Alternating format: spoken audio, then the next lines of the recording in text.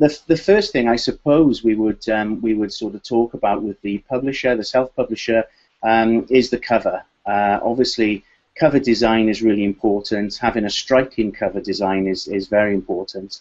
Unfortunately, we all know the saying, you know, you shouldn't judge a book by its cover, but unfortunately people do. You know, it's the first thing they see, and you want people to pick up your book so they could at least read the back and see what it's about. And the cover design is very important there. So finding the right cover for your book is critical.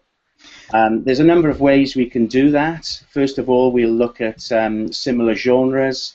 We'll look at you know, other books in that sort of field to start to give us an idea as to, you know, what people are looking for, what people are actually producing. Because, you know, many of the big publishing houses will be doing a lot of research on that, so we can piggyback on that a little bit and sort of see what's out there.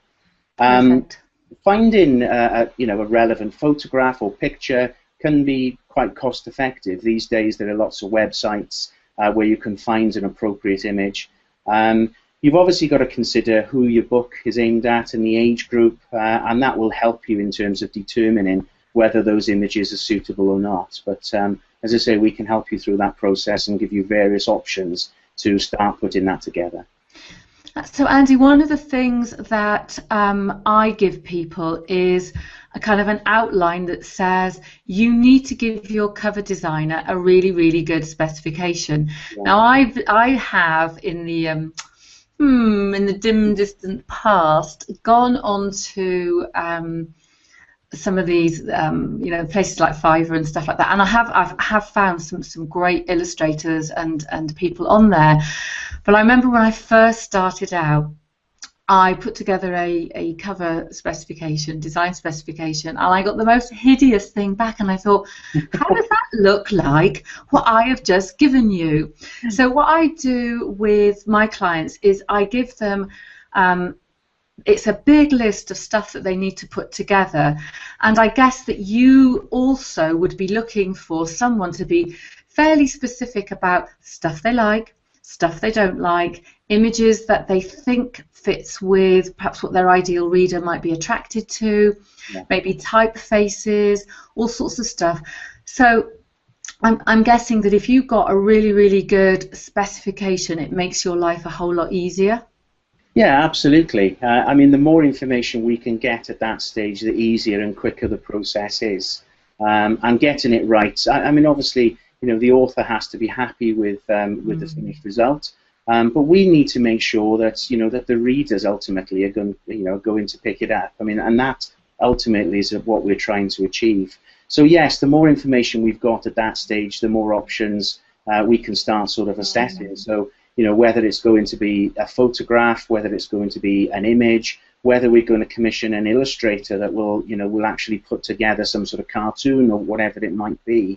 Absolutely, the more information we've got at that stage, the better. The other thing then we can take into account is, from a printing point of view, is print finishes. You know, obviously lots of books will be laminated, that will protect the cover. But the lamination, you could add, for example, foil blocking. You could add spot UV-ing, which will sort of, you know, gloss spot an area of the cover to highlight the area. So there's lots of other things then we can, once we've got the image designed and everybody's happy with it, there's lots of other things we can then add to it.